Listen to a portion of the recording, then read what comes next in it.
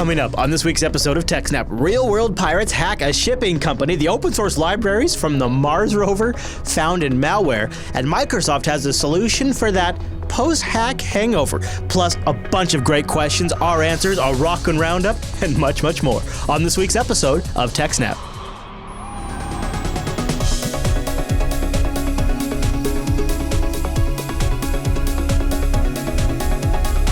Hi everyone, and welcome to TechSNAP. This is episode 257 of Jupiter Broadcasting's weekly Systems Network and Administration podcast. We stream this episode live on March 3rd, 2016. This episode is brought to you by our three fine sponsors, DigitalOcean, Ting, and IX Systems. I'll tell you more about them as this here show goes on. Oh, our live stream, it's powered by the incredible Scale Engine over at scaleengine.com. You should go check that out. My name is Chris, and joining us every single week for 257 weeks is our host, the admin, the tech, and the teacher, Mr. Alan Jude. Hello there, Alan. Hey, Chris, everybody. Don't get confused by the date. It's like, no, this isn't last week's episode. This is this week's episode. We're just not here, so we recorded it last week. We time travel. We figured that out. We have time travel down. In fact, not only do we have time travel down, we also have hilarious shirts down.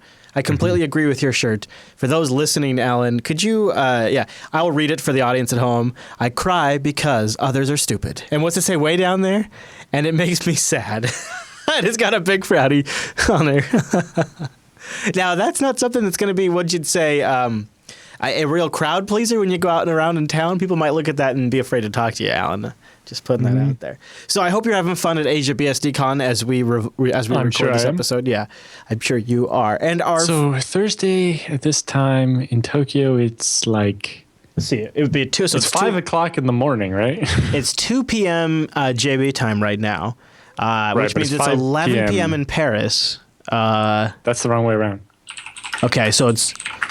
I should add it. Right now in Tokyo, it is 7 a.m. on Friday. Wow. So when we normally do TechSNAP, which is 4 o'clock my time, it'll be 6 a.m. on the Friday in Tokyo. Well, I will still be asleep. Happy TGIF, Alan. Happy.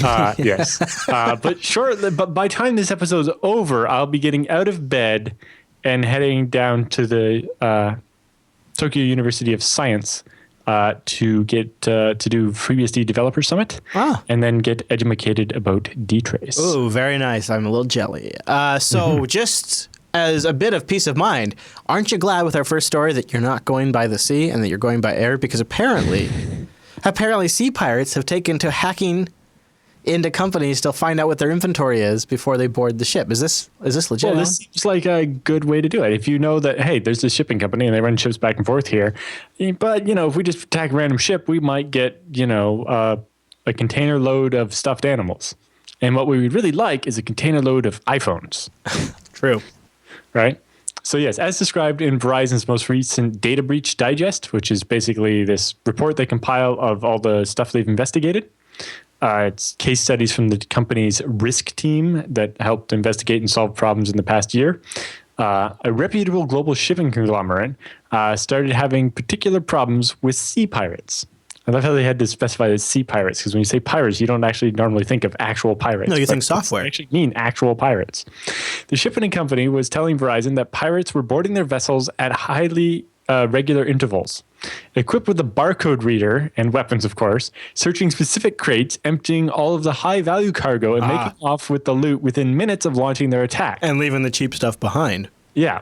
So instead of having to search the whole ship, find out what's there, meanwhile, the ship could have called for help, and, the task force of NATO ships is bearing down on them. These guys are, basically doing smash and grabs on these ships, but they know exactly what they're looking for. All of this made the shipping company think there was something strange, and so they hired the risk team to track down the source of the leak. The risk team quickly narrowed down the problem to the firm's outdated custom-built CMS, which featured an insecure upload script. Shocker. Which allowed the bad guys to upload their own script and execute it when, it was meant to only upload like PDFs or whatever, right? Add another one to the list, Alan. Yep. The number of these, I've seen the innards of one of these custom CMSs for a shipping company. And it was basically built by the people I didn't want on my team for another product we were building at that company. Ouch. Yeah. As the Verizon team explained, a hacker, either part of the Sea Pirate group or hired by them, had uploaded a web shell via the insecure form. In turn, this shell uploaded inside the web accessible directory. Make things worse, this particular folder had the execute permissions. Using this access to the shipping firm's database, the hacker pulled down the bills of lading, future shipment schedules, and ship routes so the pirates could plan their attack and identify crates holding valuable content and exactly when the ship would be passing by. Fortunately, the hackers weren't that skilled. Verizon says the hackers used a web shell that didn't support SSL, meaning that all executed commands were recorded in the web server's log. Nice. Risk team was able to recreate a historic timeline of the hackers' actions and identify exactly what they looked at and when and where they sent the files. The risk team stated that these threat actors, while given points for creativity, were clearly not highly skilled. For instance, we found numerous mistyped commands and observed that the threat actors constantly struggled to interact with the compromised servers. Is it DIR? What? No, LS. Oh, okay. Additionally, as a sign of their lack of skills, the attackers also didn't use a proxy or VPN and exposed their home IP address. Well, okay, that's just bad. One of the great stories. But if you check out their data breach digest, it doesn't have a lot of detail on each of these hacks, but it has some amusing stories, and they're definitely worth checking it out. Yeah, I guess people call up Verizon. Surprisingly, they seem to cover quite a bit of these. Well, they bought some other company. Yes, very true. Brilliant, though, too. If you're going to go board a ship, why not go hire some attacker for whatever, Bitcoin or for a little bit of cash or whatever? Right. Well, if you're going to be a pirate, what you do is, you hire someone to go try break into a bunch of shipping companies. When you find a specific shipping company, and it's like, all right, we know that this boat is going to be taking this path on this day, and in this crate is some goodies. Yeah. And then you just get on there, grab it, offload the cargo, and get out of there. You can see for the hacker, quote unquote hacker here, you could see how maybe they're just getting some money. They're not like part of the pirate group. They're not like sitting in like some pirate hideout on an island somewhere hacking over a satellite connection. They could be anywhere in the world, and this pirate group could be come online and claim to be anybody and just hire them to do this. Yeah, it could be one of the pirates' wife's cousin's nephew or something, or it could be hire some person from Europe or a regular not third world country or whatever, and just be like, hey, yeah, break in here and do your script kiddie thing and tell us which ships to go after. And then it makes you wonder. It's like, did the attacker break into the shipping company and then find some pirates? Did the pirates know they wanted stuff and do this? Or was it kind of like a happy coincidence that these two people found each other? Yeah. Interesting, huh? And of course, these shipping companies, they're not super focused on their CMS. Yeah, they don't. They say an outdated custom CMS, but the outdated part makes me sound it's probably some customizations to a Joomla, Drupal, or WordPress, and boom, shell, or some archaic custom thing that some vendor made for you. Yeah, but when they said outdated, see, if it's custom and you're the only customer, then the version you have isn't outdated by definition, other than maybe outdated standards wise. Yeah, you're right. Yeah, by the way they said outdated, one-off and they don't CMS. Yeah, then it makes me. It implies there's been future updates. Yeah. Yeah. Okay. Fair enough. And so it's probably a custom Drupal or Joomla or WordPress. Do you have any other thoughts on the story, Mr. Jude? I don't know. I found that immensely amusing. So. Yeah, pirates have made it to the 21st century apparently, and I like that they also are equipped with barcode scanners. Like, okay. Yeah, because that was faster than trying to read the manifest or whatever. And it's also we have digital pirates that are actually pirates. Yeah. Oh, digital pirates meet real world pirates. It is 2016 after all, Alan. You know what else makes it feel like 2016? IX Systems. Go over to ixsystems.com/TechSNAP. They got super powerful rigs for your small business all the way up to your massive enterprise deployment powered by those super nice Intel processors. ixsystems.com/TechSNAP. Go check them out. We have here at the JB1 Studios a FreeNAS rig. Mm-hmm. And we've had it since a little bit before I moved in. It's getting close, Alan. By getting close, I mean I think we're getting ridiculously low on storage. However, I did don't tell Rikai. While Rick Guy was gone, I went and I cleaned house like on like a whole bunch of temp directories and stuff like that. And I think I freed up like a few, well, like 60 gigabytes of space. This FreeNAS rig has been with us since the very beginning, so much so that now, you kind of forget like how crucial it is to the infrastructure because it's just, you set it up and you forget it. We have all of our media storage on there for all the show production. We have all the media storage on there for like the television stuff that we have here in the studio. All of the virtual machines that we run here in the studio, which is not a lot, but they are important, run off of our FreeNAS server. And that's just how we've used the FreeNAS product. But there's a lot of companies out there that have been able to use IX Systems and their technology to take open source solutions to the next level. Like Alan, for example, in Scale Engine, you have a new rig on the way, don't you, sir? Yes, we got a bunch of stuff. We got the GPU transcoders have started shipping. We expect those to start arriving soon. Luckily, I was able to actually, because IX are so good, I was like, I know I ordered them and it turned out to be a bad time, but the two that are coming to my house, could you not ship those until I get back from Tokyo so that they don't get stuck in like customs purgatory waiting for me to sign paperwork when I'm not in the country? Nice. But the two that are going directly to data centers in the US, they're configuring them and shipping them for me. Very cool. I think that'll be, if people go over to ixsystems.com/TechSNAP, that supports our show by going there, and then dig around, I think you'll be pretty compelled by what you find. Having deployed through various clients, pretty much every major OEM out there's hardware platform. When I got to the point to deploy hardware for my own business, it was an obvious choice to go with IX Systems. And if I was still in the business of working with clients, I would be very much nudging them very strongly in the direction of IX Systems. Go check them out and see why so many clients like Evernote and Adobe and Mozilla. Even Mozilla, yep. Yeah, Twitch and Palo Alto and Juniper Networks. NASA. Look at that. Look at freaking NASA and the U.S. Army are IX Systems customers. They've recently updated the Sony and Tumblr and TiVo and Sega.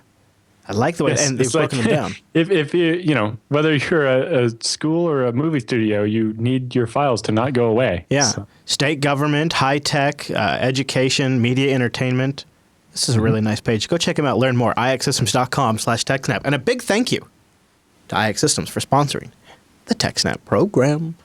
ixsystems.com/TechSNAP. See what we've been talking about.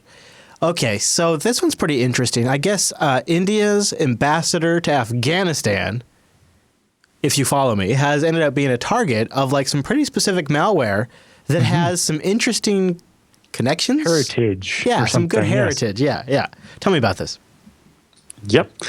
So according to Palo Alto Networks, which is a security researching company, on December 24th, 2015, India's ambassador to Afghanistan received a spear phishing email that contained a new malware variant, which, if downloaded and installed, would have opened a backdoor on the official's computer. India has been a trustworthy business partner for Afghanistan, helping the latter build its new parliament complex, the Salma Dam, along with smaller transportation, energy, and infrastructure projects. Because of its tight connection between the two, it is normal that other nations or interest groups would want to know what's going on between those two countries. Like maybe the U.S., perhaps? Everybody. Yeah, okay. Especially China and so on. Especially when you have, infrastructure contracts. Everybody wants the money to go to their side, right? Whether it's the Chinese, the French, or the Americans. Yeah, sure. The ambassador's email was spoofed to make it look like it was coming from India's defense minister. And attached to the email was an RTF file. Which, if you remember back, RTF files were big when I was in high school because the school board used WordPerfect, but everybody had Microsoft Word at home. And so it was a format you could save and you get basically almost plain text, but with the formatting still there. Also, Microsoft Works was a big one at home, too. Yep. Yeah. Yep. And so this was and so an RTF file would work with any of those and allow you to move stuff between the programs. And anyway. Rich text format, baby. Yeah. It just turns out that it's rich in flaws as well. We've seen problems with it quite a few times. Okay. Palo Alto researchers say that the file contained malicious code to exploit CVE 2010-3333, 2010, which is an old Office XP vulnerability, resulting in the download of a file called file.exe from the domain newsumbrella.net. Nice. Not entirely sure why. No. This file was automatically launched into execution and was a simple malware payload dropper that was tasked with downloading the real threat, a new Trojan that the researchers christened Rover. This malware is given the Rover name because it relies on two open source libraries, OpenCV and OpenAL, which were written originally for the famous Mars Rover exploration robot. No. OpenCV and OpenAL were written for the Mars Rover? Yes. Or are used by anyway. First of all, I didn't even think the Mars Rover would use anything that advanced. That's impressive. Well, in particular, OpenCV is a library used in computer vision applications and image processing. So it makes sense, right? That's how the rover sees. Yeah. And OpenAL is a cross-platform library for working with multi-channel audio data. Okay. So, when they want to send sound files back and forth and so on. Its capabilities include the ability to take screenshots of the desktop in BMP format. So that's built into Windows. That's not really OpenCV or whatever. Yeah. And send them to the command and control server every 60 minutes, logging keystrokes and uploading the data to the CNC server every 10 seconds, and scanning for Office files and uploading those to the CNC server every 60 minutes. Additionally, there was a backdoor component that allowed attackers to send commands from the command and control server and tell Rover to take screenshots or start recording video via the webcam or audio via the microphone whenever the attacker wanted to. So, though Rover is an unsophisticated malware lacking modern malware features, it seems to be successful in bypassing traditional security systems and fulfilling the objectives of the threat actor behind the campaign and exfiltrating information from the targeted victim. An oldie but a goodie, in other words. Yeah. Rover is largely undetected by today's virus engines, or antivirus engines, and despite not coming with many features, it is successful by keeping a low profile, exactly what cyber espionage groups need from the malware, right? If they'd used something more sophisticated that had a bigger signature, then it might have got caught sooner. Or something more popular, more widely spread, has more likely going to get detected. Mm-hmm. Rover is largely, we just said that. The new Rover target, there's some, a link here to the blog that covers even more. Yeah, I'm showing some of the visuals of it from their blog, where from Palo Alto Networks directly. The chat room points out that at least OpenCV was originally created by the Intel Research Center, although it doesn't say if that's for NASA or not. But at least, anyway, OpenCV and OpenAL are used by the rover, and that's why the Palo Alto guys decided to name this is no good. Malware Rover. No good. It's going to get everybody confused with the rover log, and I don't know how anybody watching. Oh, you're a rover. I heard that. What? I just said I heard it. Nonetheless, I didn't say it was a dumb idea. No, I heard it. It's still fun. The road trip to an event. You're just jealous because you fly and I drive to these events. I've driven to BSD camp. Well, I didn't drive. I rode to BSD camp. Now picture that was this. 6 hours of silliness. Yeah, exactly. Now picture making the show out of the best of that 6-hour drive. There, now you have that 6-hour drive was basically me blabbering for 6 hours. Yeah. The people already get that every week. That's true. Although a car ride with Alan and Jude is often very entertaining. I think we have recorded them before in the past, but the audio quality was horrible. I think you and Noah had a long ZFS conversation. That's possible on one of them. Mm-hmm. Mm-hmm. Oh yes, Noah tried to do something on the way from the airport. It was like dark and rainy and noisy and yeah. See, now rental cars don't have good sound isolation. See, when I was coming back from Scale, I got stuck in a tornado. See, that needs to go out. That's a rover log. I was stuck in a tornado. That is crazy. All right, Mr. Jude, any other thoughts on this particular story? The tornado wasn't bigger. Wow. But then how would we have made it to 257 episodes? Think about that. We would have had, we could have had Imagine if I had nothing to do on Thursdays anymore. No, you know what would have happened? How much work could I get done? You know what would have happened is Noah would have sat down right here. Is what that you just been stuck with Noah. That's what would have happened. I guess that's an improvement. Thank you. Thanks. Hey, he wears Google Glass, but I think you could probably get him converted to PC or BSD with a long campaign of talking about BSD. Okay, any other thoughts on that one before we can move on? No, I think we're good to go. All right, then let me tell you about DigitalOcean, sponsors here of the TechSNAP program. And we have a great deal where you can support the show and get yourself a $10 credit if you use the promo code SNAPOcean. If you're not familiar with DigitalOcean, it's a simple cloud hosting provider dedicated to offering the most intuitive and easy way for you to spin up your own server up in the cloud. You can get started in less than 55 seconds. And pricing plans start at only $5 a month. For 512 megabytes of RAM and 20 gigabyte SSDs, they have all SSDs, doesn't matter what rig you pick, a blazing fast CPU, and a terabyte of transfer. They got data center locations in New York, San Francisco, Singapore, Amsterdam, London, Toronto, Germany, and Bangalore, India. Boom! Brand new one. Brand new one, at least as we record this. And their interface is super great. And this is really what made them stand out for me. I love the fact that they have a really great platform, 40 gigabit E-connections to the hypervisors, all SSDs for the entire infrastructure, modern CPUs so the virtualizer can take advantage of all of the good stuff, and then a bunch of great distributions of Linux and FreeBSD to deploy. And if you're deploying one machine or multiple machines, they have management interface for that. If you want to deploy an entire application stack, or maybe like a Docker container stack, or like in a LAMP or Nginx stack, they have all of that ready to go, one click. Then once you've done that, it's easy to add your SSH keys. It's easy to manage with their HTML5 console. It's easy to back it up. And if you want to extend it further, they have a very straightforward API. Go check it out. They also have a great community section with fantastic tutorials, like ones for Let's Encrypt or Prometheus, or setting up Tink VPNs, or even package management basics for the Linux size and the FreeBSD. So use our promo code SNAPOcean over at DigitalOcean.com. Go set up a rig in the cloud. Incredibly fast and unbelievable value. Just use our promo code SNAPOcean. And a big thank you to DigitalOcean for sponsoring the TechSNAP program. Okay, Alan. So let's talk about our next story. Before we do, I just saw an amazing thing on Twitter. Yeah. So you know how we described the cloud as, it's other people's computer?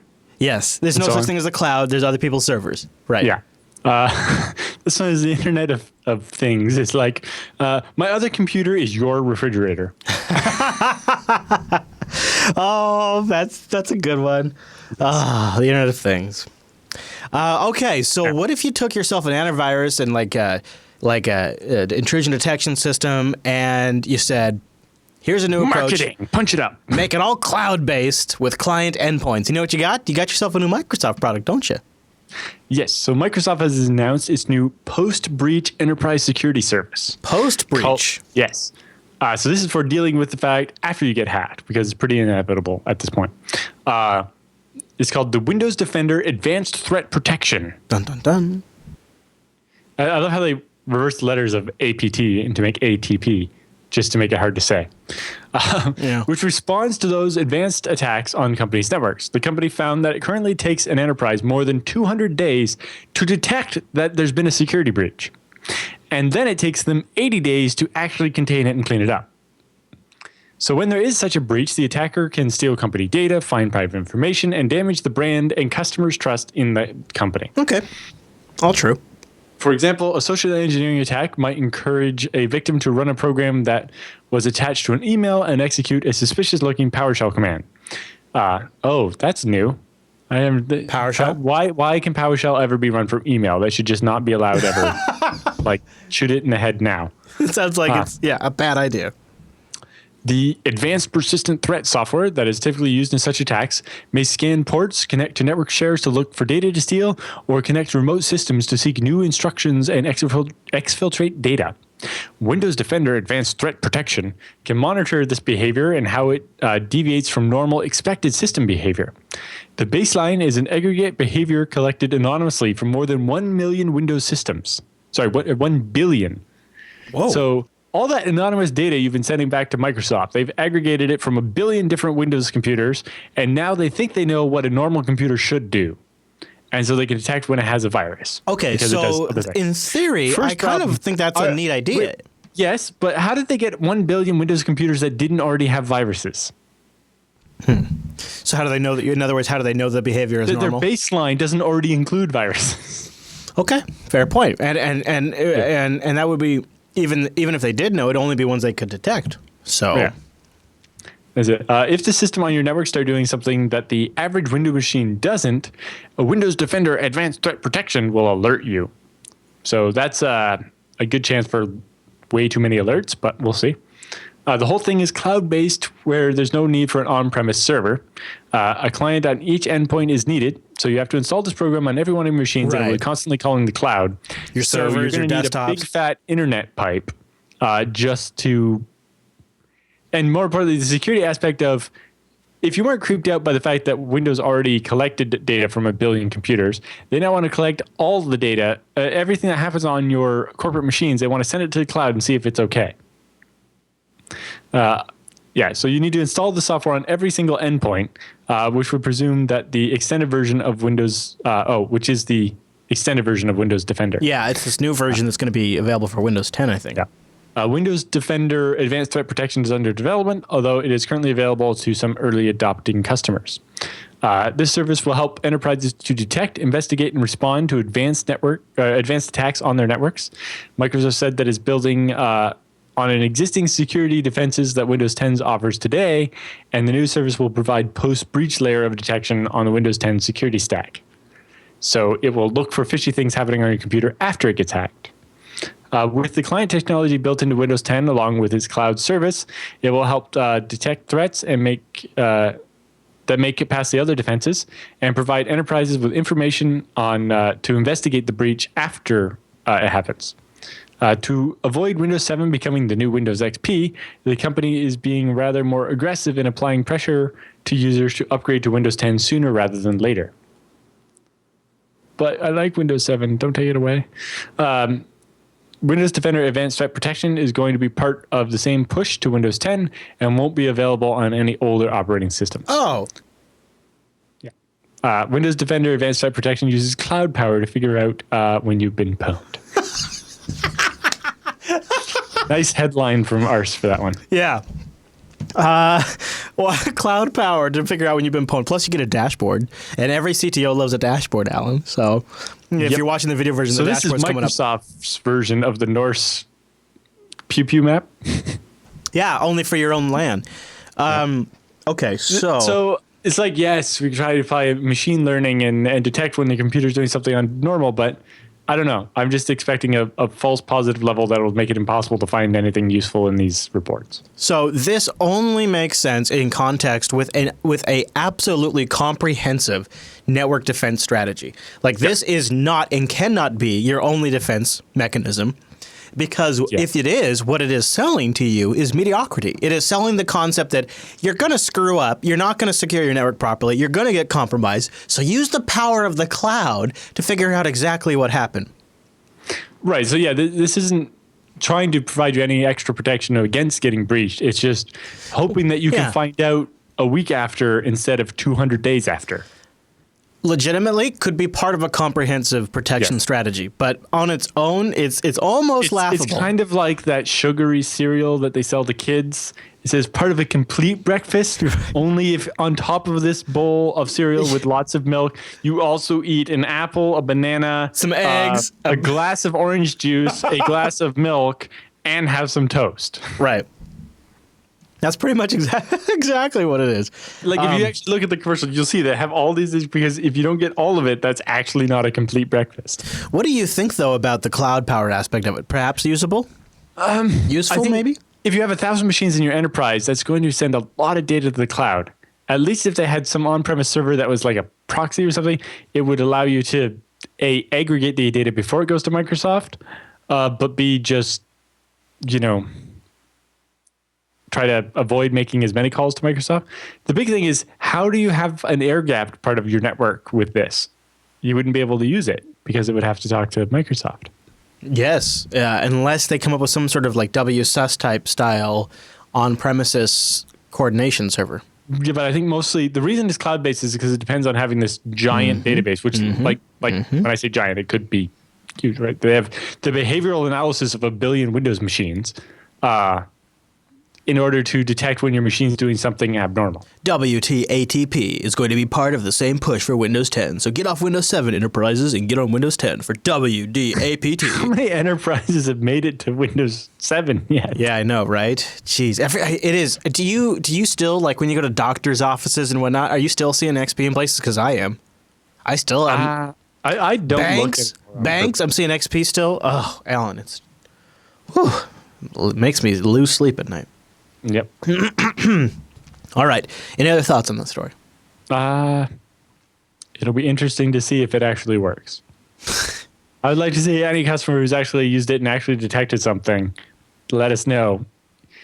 basically, my biggest concern is just I imagine the false positive rate is going to be so high that it'll be like the target breach, right? It's like, yeah, our system detected it, but it also detected 10,000 things that weren't a thing. And here's my question.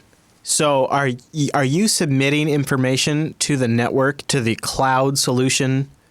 So if you're running Windows 10 and you have Windows Defender, you are essentially submitting information to this collection network. It sounds, based on the 1 billion computers thing, they've been collecting this since before Windows 10. Right, but that's only going to work on Windows 10. But here's where I'm going with this. You only get so you all are participants of this cloud service, but you only get to take advantage of the information directly if you have the whole end product. Subscription, I guess. Right. So you see how that's kind of interesting a little bit? Like you're all part of the end node client like sensor network, but you don't get access to the dashboard and have enterprise management unless you pay up. Yep. And the bigger thing is just sorry, I lost my thought because somebody linked pictures of complete breakfasts and it's got milk and juice and the bowl of cereal and toast with eggs. That's either butter or cream cheese, and there's other ones got some like sunny side up eggs in there. Yeah, a whole bunch of like other stuff. Yeah, that's pretty good. Samuel L. Jackson apparently on there. You know what? That's a good Google image search right there. That's legit. That's legit. Oh, well, Captain Crunch. So, the bigger one is what stuff will Microsoft maybe know about but not tell you about? Does the NSA have a whitelist in Microsoft's service so that when the NSA's malware is running around your network, it doesn't set off Windows Defender? That's a really creepy thought. Yeah. I got to shake it off. That's like that is super conspiracy bacon right there, because if Microsoft worked hand in hand with the government agencies to not alert you, and you could even say maybe they would work hand in hand to prevent a specific client from being alerted. Mm-hmm. Ooh, that's something, Alan. Mm-hmm.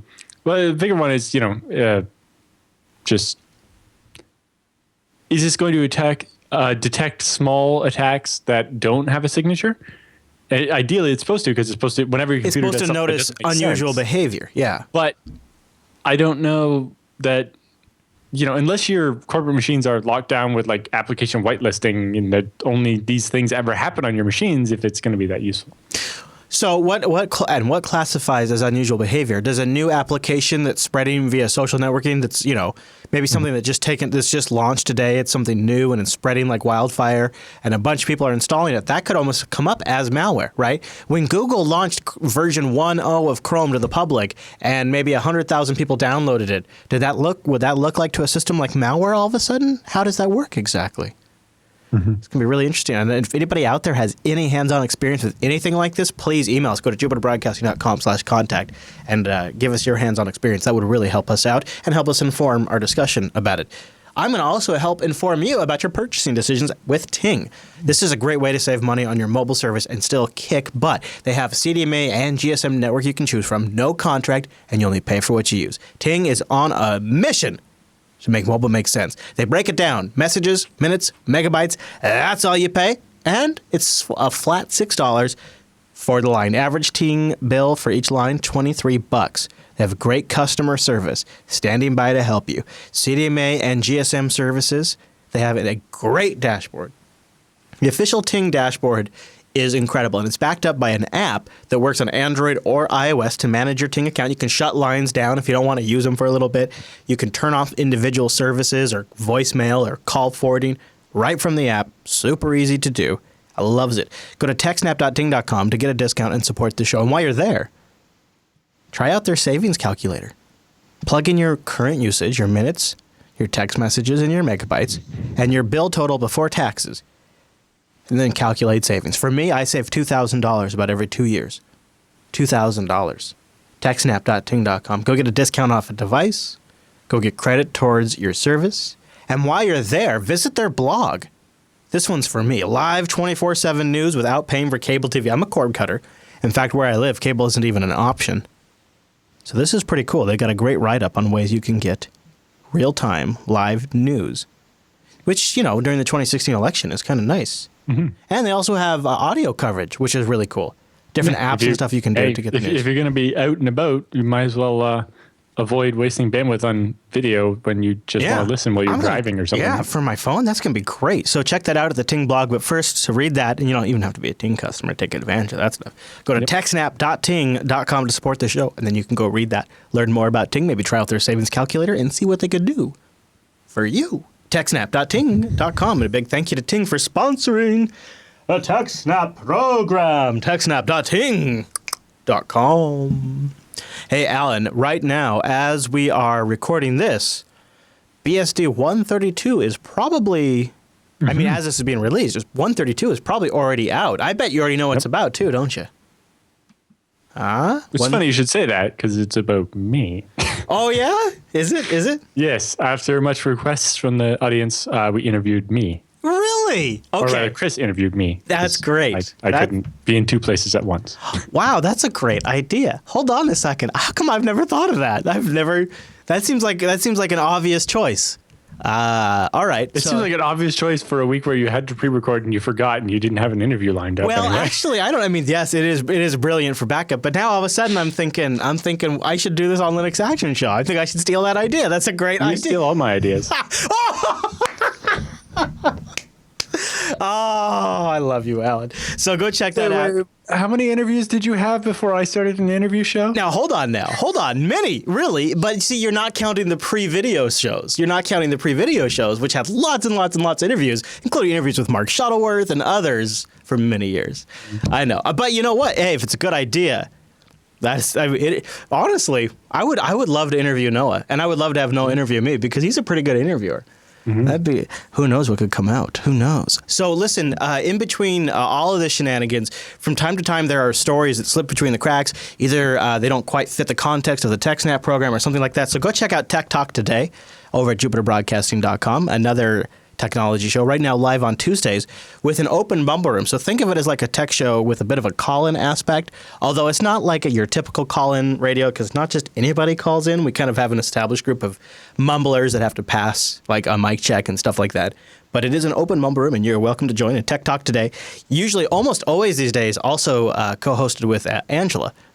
Cool. Yeah, so it's a good chance to check in with her, and we often talk about Kickstarter projects and network news. Like I talked about the fact that we'd be doing a double recording today in episode 234. So check it out at jupiterbroadcasting.com. You can download all that goodness right now because the TechSNAP program is about in the midway point because the news is all done. It's time for the TechSNAP feedback.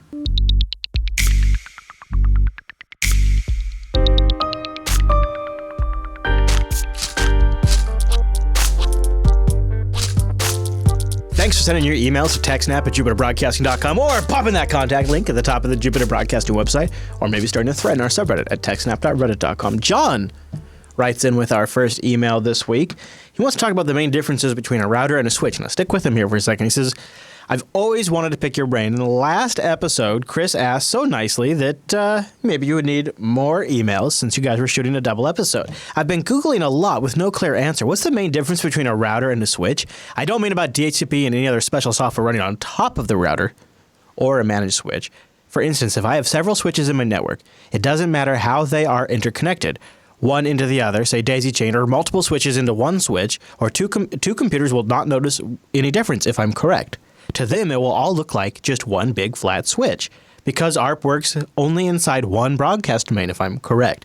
Does a router do all the things that a switch does, plus something else? So a router routes traffic from my network to the internet, while a switch only routes traffic inside my network? Did I make any correct or incorrect conclusions? He has a second question, but I'll let you start there. We'll get to the second one. So basically, yes, that's how it works. So part of the confusion is the devices we call a router often are more than that. So in a regular, if you strip a router down to the most basic things, it would only have two Ethernet ports, an in and an out, right? And one would go to the internet and one would go likely to a switch and then to the rest of your network. But most of the routers you buy nowadays have one port for the internet and then have built into it a little switch. And that's when you see like 4 or 8 ports or whatever on the little router you get from your ISP or whatever, or buy at Best Buy. It's got basically a built-in switch, and it's got X ports, but it actually has at least one more port than you see. And that other port is actually internal and goes inside the router. So switches work on what is if you look at what's called the OSI model. So in networking, there are 7 layers.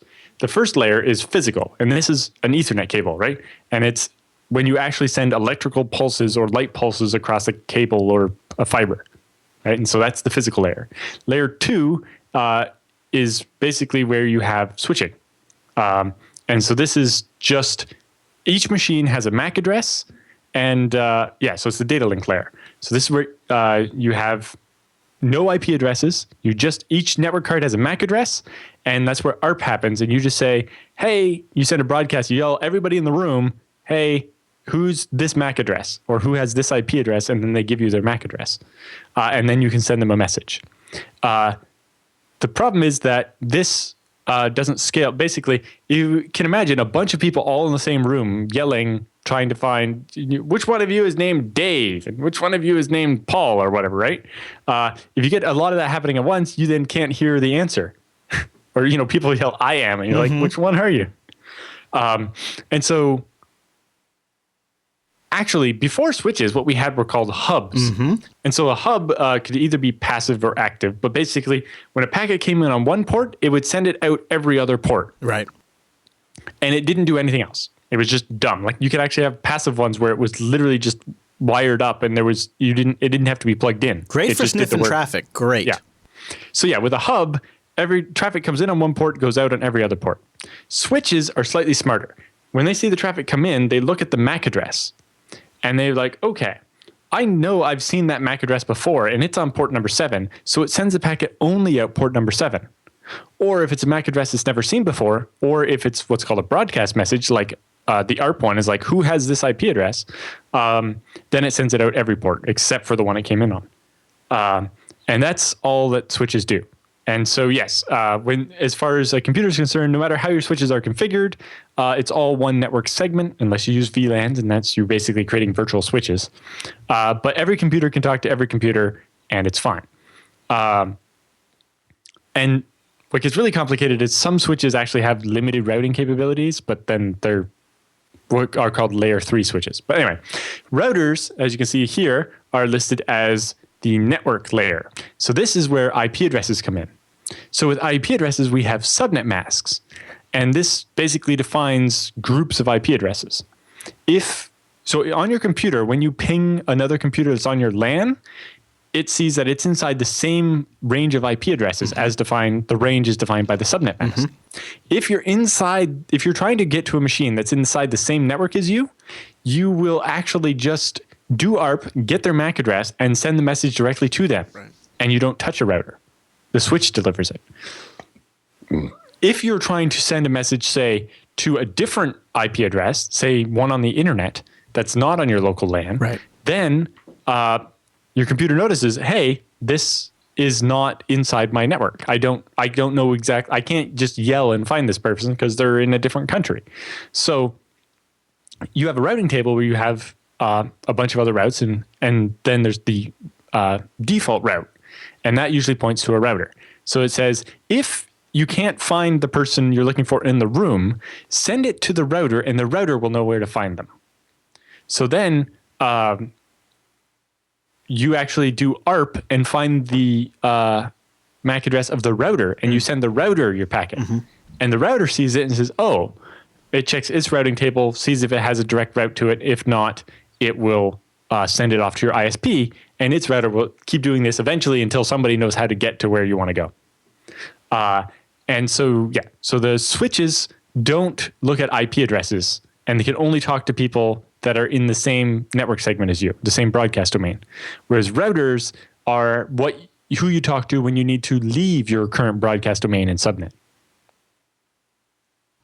Alan, that's a great description. Well, I taught a class on this. It's actually a lot easier when you can actually show it by looking at Wirecast captures on multiple machines that you're doing this. Sure. Like in the classroom we had 10 rows of computers.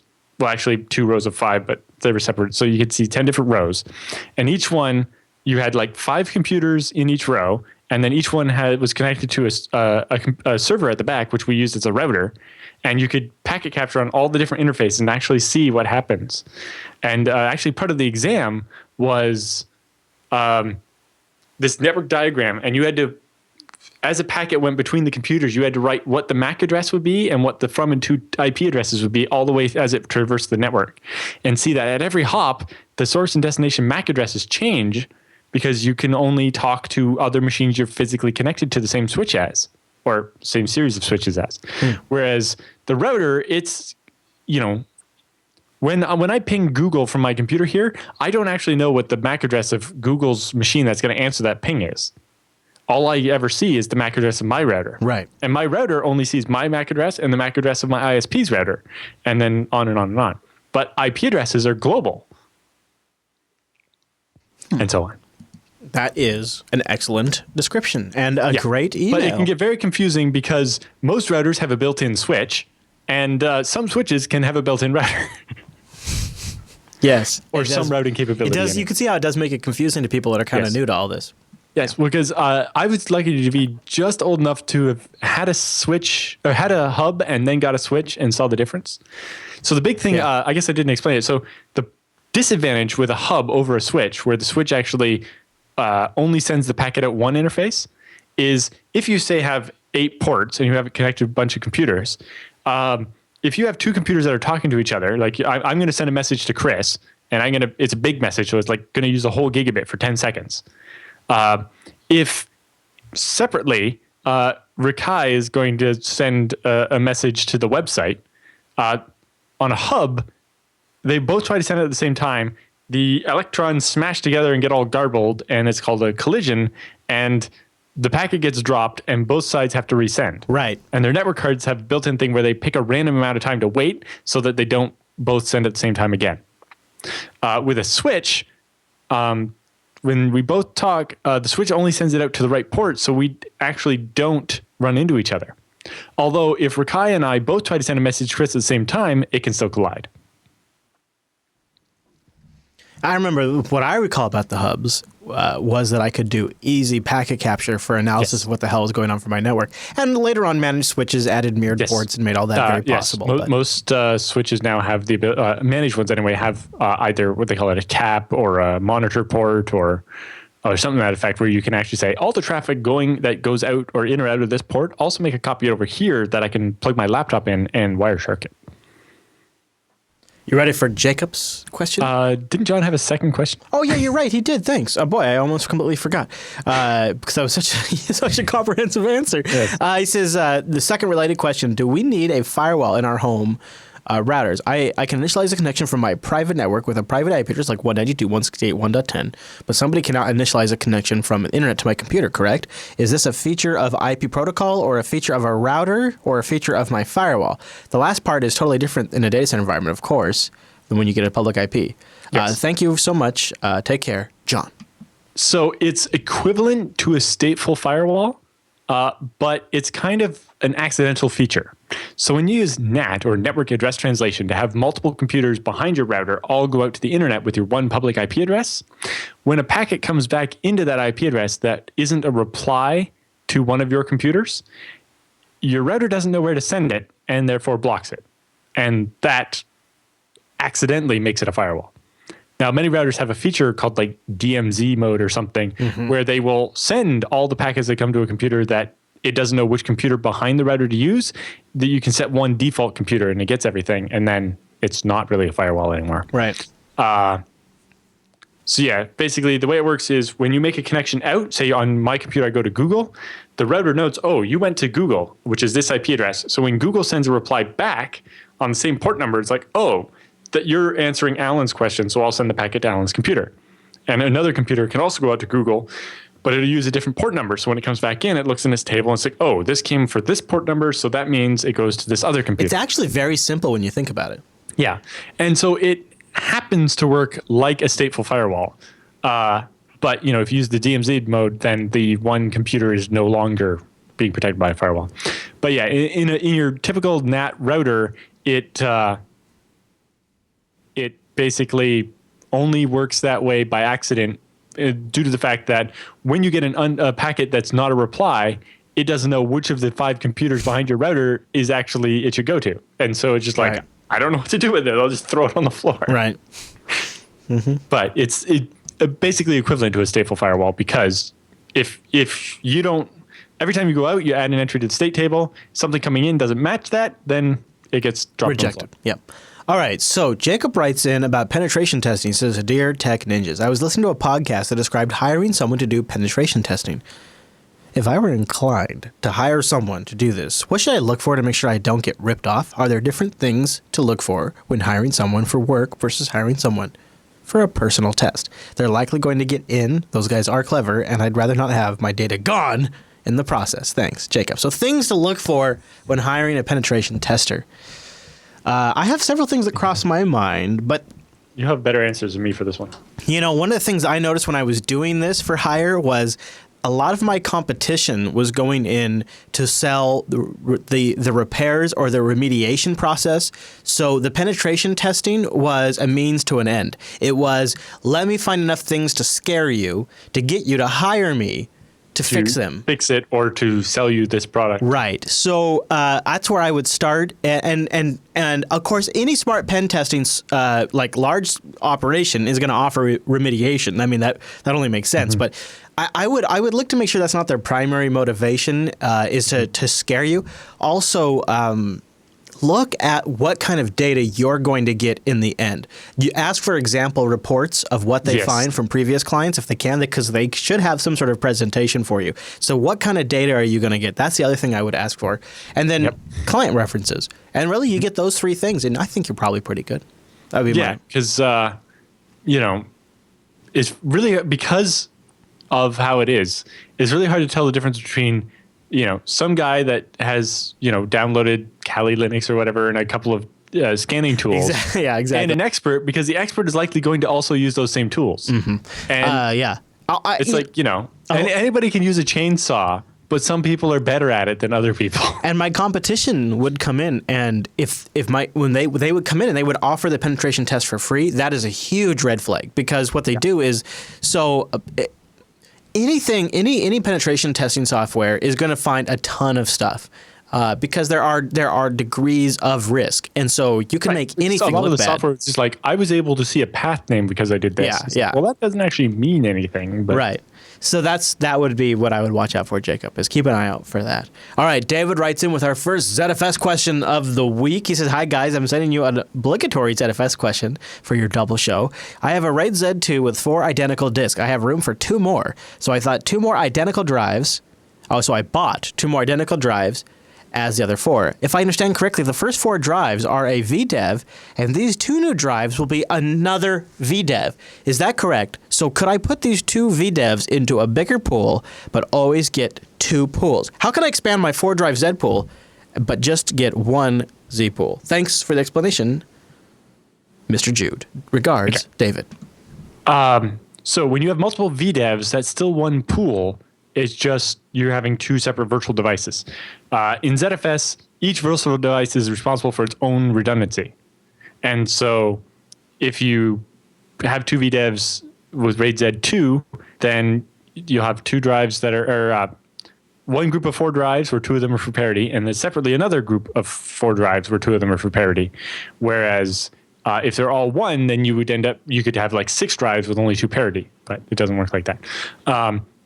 The advantage to having separate VDEVs is that you get more IOPS, because with RAID Z, your level of IOPS is equivalent to 1 disk out of the RAID Z. So if you have 4 disks or 8 disks, you get the same number of IOPS. So if you have 8 disks, if you make 2 separate VDEVs, you'll get twice as many IOPS. So you can add as many VDEVs as you want, and it's all the same pool, and it'll be fine. But part of your question was slightly confusing. It says, so you bought 2 more identical drives, as identical to the other 4. So this is the complication. Normally, you would want to add 4 more drives at a time, but if, like you said, your SATA ports or physical space or whatever mean you only use 2. I think you can add a mirror to a RAID Z. It's not ideal, though. And you could do that. and then you would get the space. What's sort of the hesitation there? Seems like Normally you'd want to add 4 more drives and do a second RAID Z, or have used mirrors all along and have 3 VDEVs of 2 disks each. Right? Yeah, okay. All right. Because currently with RAID Z, you can't add more disks to an existing VDEV. You can only add more VDEVs. But I'm pretty sure the zpool add will let you add it. You might have to force it because it doesn't let you do it by accident because you don't want to mix mirrors and RAID Z if you can avoid it. But if it's your only option here, then it should be okay. So you would just make a mirror out of the 2 remaining drives because you can't make a RAID Z2 out of 2 drives, right? And set it up. But ideally, if you were building this system over with 6 hard drives, you would want 3 sets of 2-disk mirrors, and you would get the same level of redundancy, almost. You would be able to lose up to 3 drives, but you would not want to lose 2 from the same pair. So it's not quite as good, but it would give you a lot more performance because of mirrors. Mirrors are faster. Absolutely. All right. Are you ready? Are you ready for space? But with only 6 disks and you're using at least 2 of them for parity, you're really not going to have a big difference there. Are you ready for Caleb's question? It's a hard one, Alan. It's going to be tough to answer. Alan has mentioned his unique internet situation before, but I don't believe he's ever gone into detail. I was curious if, for the sake of all of us being very nerdy, Alan could explain the setup. He's mentioned Hurricane Electric as his ISP, but how does that work exactly? Does he get Metro Ethernet IP transit to them? How is the last mile leased? What is the cost and benefit of such a configuration? I feel for myself and many other TechSNAP fans, we'd love to learn more. Right. So from Hurricane Electric, we buy IP transit. And so basically that means we get a switch port on their switch/router thing in a data center in Toronto. So that's not that useful for my house immediately. But then we get we get Ethernet transport service. So transparent Ethernet. So from the local cable company, via their carrier services division, they terminate a 1 gigabit fiber optic connection to my house with this little device that gives me an optical port. And the fiber runs to a node up the street here. So they ran it on the telephone pole so they didn't have to dig. And then it goes under the street into their node that is already there to back the regular cable network in the area. Then it's called transparent Ethernet because what's actually happening is they're taking my Ethernet packets or frames and stuffing them inside their own frame with like a VLAN tag and passing it through their series of switches and stuff all the way to Toronto. It's like 75 kilometers. So I don't actually have a direct fiber from my house to there. I just have, as far as my computer is concerned, I do, right? But it basically packaged up my Ethernet frames into a bigger packet and runs it across the regular switch network. And then at the data center where it comes out, then had to pay for a cross connect from the basement of the data center, which is where all the fiber comes in, including the one that terminates from my house, and then connect it to Hurricane Electric in the Meet Me room, which is actually on the 6th floor. So yeah, the interesting thing is that both the cross connect in the Meet Me room and the transport service from my house to the data center cost me more than the internet bandwidth does. Although I can't discuss specific pricings because of non-disclosure agreements. But it is rather expensive. Although in the end, because the space and power are cheap at my house, it works out about the same as putting the stuff in the data center with the added bonus that I get it for my house. And it's also part of our backup strategy is having disk shelves here with the backups. So when something fails, instead of trying to restore over, even if the connection to my house was 10 gigabits, it wouldn't be fast enough. Whereas putting the shelves out of my basement in the back of the car and driving them to the data center and swapping out the dead thing or whatever actually does work. Or we actually can do failover to my house. So interestingly is that it's going to get even more complicated in the future. One option that I discussed with the cable company that provides the connection to my house is they could actually switch from my current transparent Ethernet service, which is basically taking my Ethernet packets, jamming them in a bigger packet, and sending it across their internal network, is a 10 gigabit Metro Ethernet wavelength. So this would basically be, if you use something like what's called dense wave division multiplexing, over a single fiber, you can send it's about 40 or 50 different channels. So different wavelengths, and you can stuff all of them down the one fiber because they're all slightly different wavelengths, so they don't run into each other. And that means you can basically send 40 or 50 different 10 gigabit connections across one fiber. So you just pay them and you get one of those 40 or 50 channels. And so I could get that to my house, but it's a little more than twice what I'm already paying, and it's already a lot, and I don't really need 10 gigabits to my house. Yeah, I can understand. My first couple of quotes were outrageous.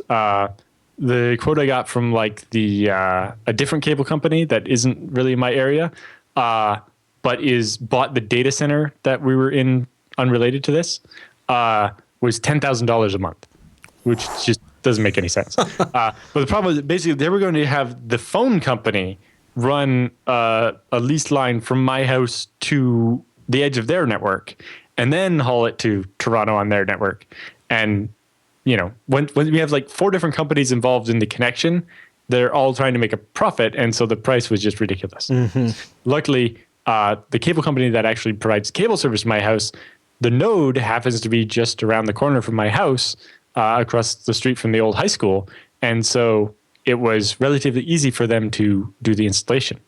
It still took a couple of months for them to do it because they had to plan it all out and then they redid it or something. And the nice thing was the deal involved no installation fee, which saved a lot of hassle. Yeah, I bet. Very nice. And then so now I mentioned that Cogeco bought the data center we were in at Pier 1.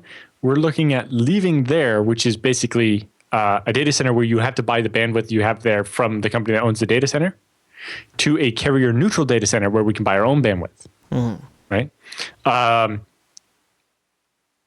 But 151 Front Street, where all the bandwidth in Canada is, space and power are quite expensive. But there's other building like a block away down the street where space is not as expensive and you can get twice as much power for the same money. But obviously it doesn't have as much stuff. And we already have this established stuff at the big data center. So we did get that 10 gigabit metro wavelength between those two buildings because it's only like a block and a half or something. So the price wasn't as ridiculous.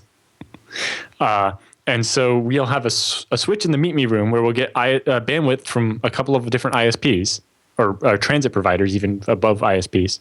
And then 10 gigabit link to the data center where we'll actually put our servers. And plus still maintaining the 1 gigabit link that goes back to my house. Damn, Alan. So hopefully soon my house will have diverse routing instead of only one transit provider. I can't even imagine. I mean, could you imagine telling yourself 10 years ago all of this? Oh. Could you if you go a little bit further back. Yeah, maybe 15 years. I'm on 15K or 56K dial-up, and there's no broadband available in the town where I live. We got broadband in 2002, 4 months before I moved away for college.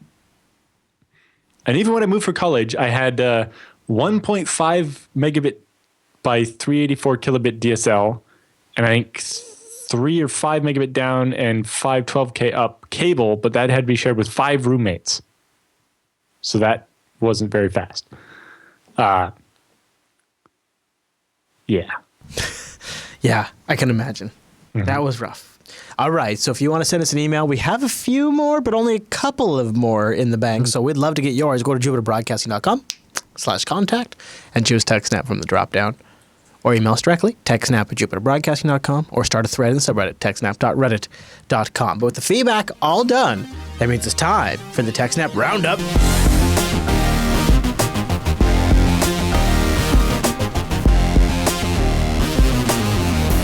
Welcome to the TechSNAP Roundup. Yeah, that's what that crazy music means. Now, the Roundup are stories that just didn't fit all the way there at the top of the show, but we still want to give you some links to read up on your own after the show.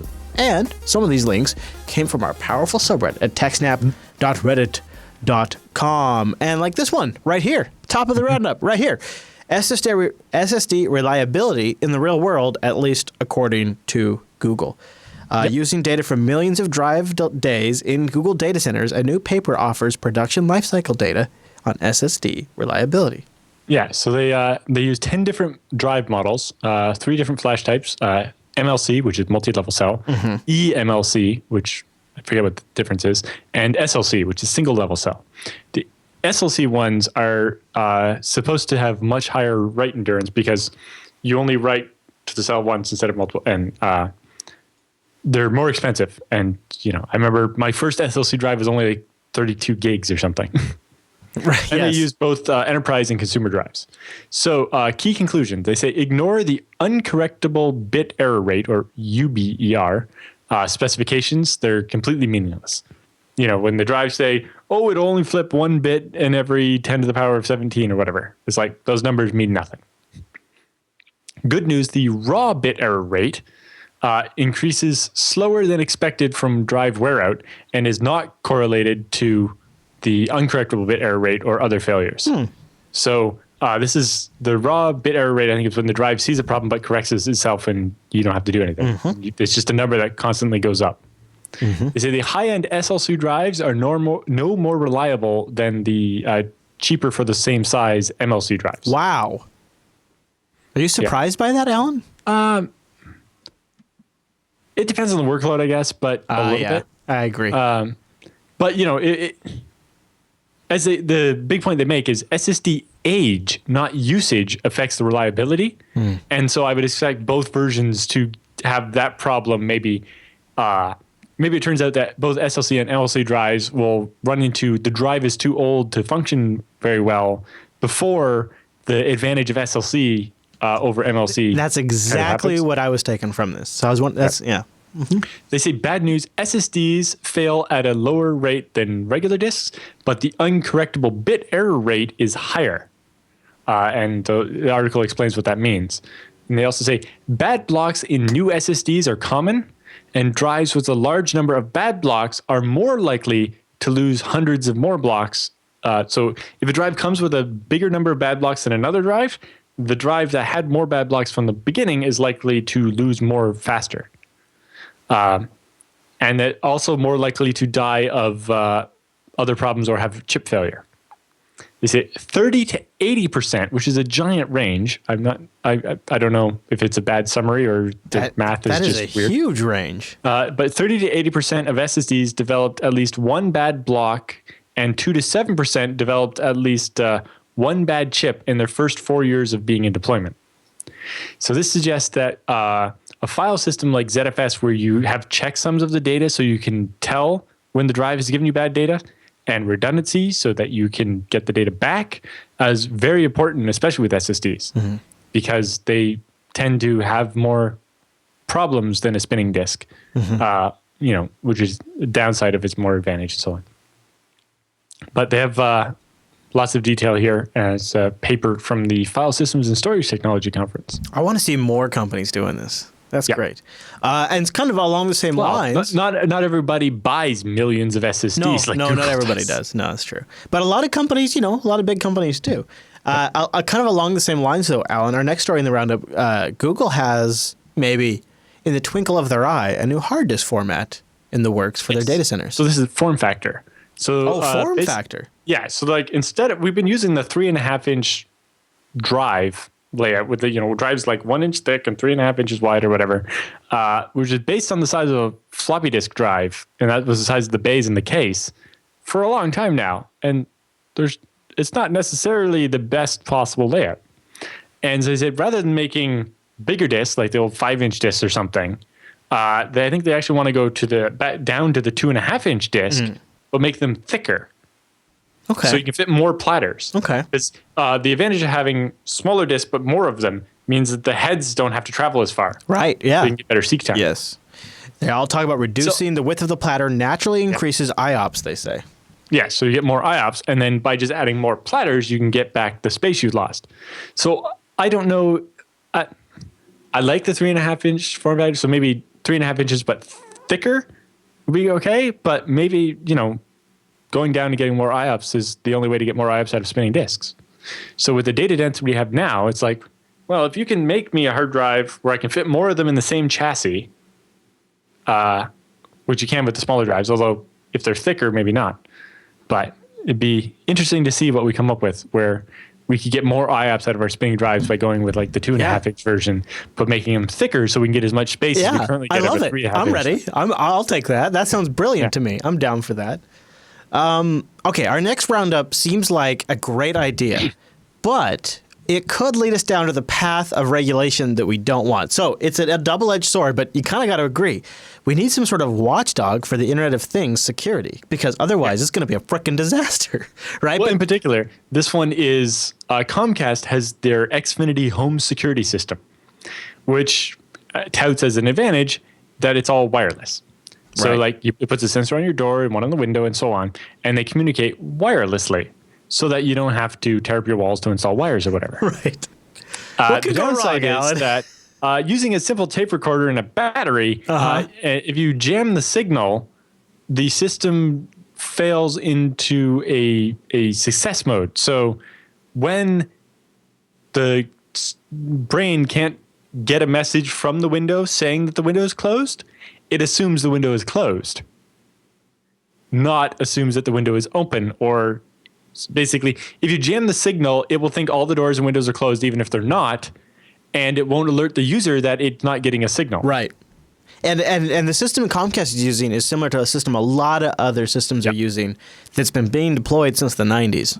Yes. And the other thing is, if you jam the signal, then stop jamming the signal, it could take up to 3 hours for the things to reconnect to each other. So you could jam the signal and then stop so they don't detect you or whatever, and then, go up and open the door and it won't set off the alarm. Yeah. Yeah. Whereas maybe, it's like, oh, the alarm should note that, hey, I just lost contact with all the sensors. Yeah.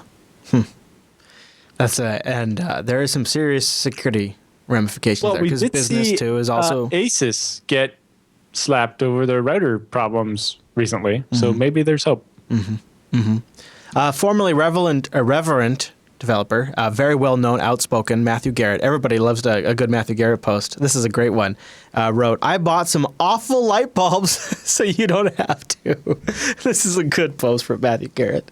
And you know what? I have to agree. But he says, I maintain an application for bridging various non-Hue lighting systems to something that looks enough like Hue that Amazon Echo will still control them. One thing I hadn't really worked out was color support, so I picked up some cheap bulbs and a bridge.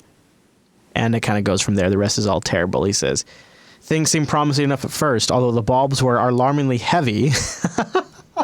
I guess there's a significant chunk of heatsink built into them, he says, because they get very warm. The app was clunky, but I wasn't planning on using it for long. I pressed the button on the bridge, launched the app, and I could control the bulbs. The first thing I noticed was that they had a separate white and color mode. White mode was pretty bright, and color mode massively less so. Presumably, white LEDs are entirely independent of the RGB ones, and a much higher intensity, still potentially useful as mood lighting. He goes on to say he started digging into it and was shocked with what he found. There's a telnet daemon running, and you can just get in there and screw around. Yep. Your light bulb runs BusyBox. And it looks like there might be some copyright infringement going on, too. Well, yeah, it doesn't come with any of the GPL notices and stuff that you're expected to see when you bundle that type of thing. Yes. So I love it. I love it. I've experienced some of the same thing playing with it. I was glad Matthew wrote about that. So this one, the chat room's been talking about the whole episode, Alan. Yep. All day they've been saying Samsung is shipping the highest capacity SSD yet, 15 terabytes of storage in this bad name. It uses SAS 12 gigabit per second interface so that you can use some of that speed. Mm-hmm. But after I got to play with the Intel NVMe drive that could do 3 gigabytes per second of reads and 1.9 gigabytes per second of writes, oh boy, the speed of that 15 terabyte SSD doesn't impress me so much. Yeah. But if you need that much storage, the NVMe's aren't available that big yet. Yeah, but, no kidding. I mean, that's 15 terabytes. Yes, NVMe's please. Is you can have multiple commands executing concurrently, so you can get better speed. Yeah, write speeds of like 1,200 megabits with this one, and peak read speeds of 550 megabits. That isn't super great. No, but for that, it's as fast as an SSD. Yeah. in an SSD form factor, and it's massive. Put them in an array. I'm sure it costs too much money. Yeah, I was looking for the price here, and I don't actually see it in this article. I don't think they're on sale yet. Yeah. No, they're just announced. Well, fair enough. All right, let's talk about this one, Alan. What's this next one? A 40 gigabit ultra-fast standard. Tell me about this. Yes. So the International Telecommunications Union, who set standards for things like this, have done initial approval for a 40 gigabit fiber to the home standard, as well as the 10 gigabit passive optic network. Yes, please. Yes, please. But yeah, so the big issue is like, sure, we've approved a 40 gigabit standard. How about we get to a standard where everybody has even 100 megabits first? Right. Well, don't worry. If you get hacked by the IRS, they're going to have this super secret PIN that verifies it's you. They should put on all of your tax information. Nothing to worry about, except for that thieves nab the IRS PINs to hijack some tax refunds, according to Mr. Krebs. Dang it. So whether they're just they stole the database, or they got in there and the IRS. So the IRS gets hacked. And they switch over to this PIN system, right? Turns out this PIN system has a basic compromise in it that somebody else already compromised. And so when they protected people with this PIN system, well, they'd already been compromised. Describe how we do it in Canada. When you sign up for an account with the Canada Revenue Service, they mail you a PIN number, and you have to use that to log in. And I don't know. Everything falls back to depending on snail mail. Well, 7,224,000 citizens had their tax data stolen through the IRS's Get Transcript feature between January 24th and May 2015. Yeah. Well, that was one was mostly unrelated to the PIN. It was the breach before where they just signed up for people that didn't have accounts and submitted stuff on them. If you want to make some money, though, become a cyber criminal. Apparently, there's a talent shortage, Alan. Yeah. Well, just as the security research companies can't find enough people to help them fight the cyber criminals at the same time are competing for the same pool of people. Organized crime would like to hire more hackers, but there are just not any left. Wow. So go get your job. Just go submit an application. That's all it takes. This one's a cute one. A researcher over at the IBM's good old Big Blue has discovered a flaw in the WinRT PDF reader, the default reader in Windows 10, and has managed to create some interesting threats that would sort of echo Flash and Java type threats. The WinRT library is used in a number of Windows Modern, Universal, Metro, Yawn apps, where PDFs can, nay, must be read, and that includes the new Microsoft Edge web browser. So yes, it can fire off. We thought we got away from PDFs being the big exploit vector by not installing the Adobe plugin in the browser, so you always open it in a separate program so that you couldn't get drive-by'd by it. And then Microsoft goes and builds the PDF reading into the Edge browser, and is like, oh, we won't have any plugins. It'll be super secure, except for these plugins that we provided that are not super secure. Yeah. Ooh. All right, our last story on the roundup. It tickles my funny bone. Microcasting color TV by abusing a Wi-Fi chip. Yeah, so imagine buying this $3 Wi-Fi module, and I guess it's software-defined radio or something, and by hacking it up with the I2S and DMA and so on, you can micro-broadcast, so very low power, NTSC, which is the North American old-fashioned analog TV signal. So you can generate and send a TV signal to a TV like in the same room-ish. Yeah. So if you have an old analog TV, you can tune it to a channel and send yourself a thing. That is pretty impressive. I had a kit when I was a kid to do this with AM radio to broadcast my voice over the radio. Yeah. This color TV is pretty neat and doesn't take a ton of processor. It takes a $3 Wi-Fi module. Kind of want to play with this, actually. I think it'd be pretty fun, actually, to be able to do that. So I don't know, Alan. Good find. Nice way to wrap up the roundup. Something old pirate. It's not pirate radio. It's pirate TV, but just very, very, very localized. Yep. All right. Well, we'd love to have you join the TechSNAP program live. Did you know TechSNAP is live over at jblive.tv, 1 p.m. Pacific, which is 4 p.m. Eastern, 2100 UTC. Boom. Go to jupiterbroadcasting.com/calendar to get that converted to your local time zone. The reason why that time zone is actually wrong, probably wrong, because next week. Oh, you're right. Things might have changed. Yes. And I don't want to do the math. No, the I'll be in calendar will Japan. do the Screw you math. guys. The calendar does the math. Yes, use the calendar for the next 3 weeks at least. Seriously. Because George W. Bush, Oh, US boy. and Canada changed 2 weeks earlier than everybody else. That's true. And so we'll be changed a I little got bit no earlier. excuse. And then you guys will change it. So your time will change at least 3 times in the next couple of weeks. Yeah. So just use the calendar for the next couple of weeks, and then we'll get back to normal.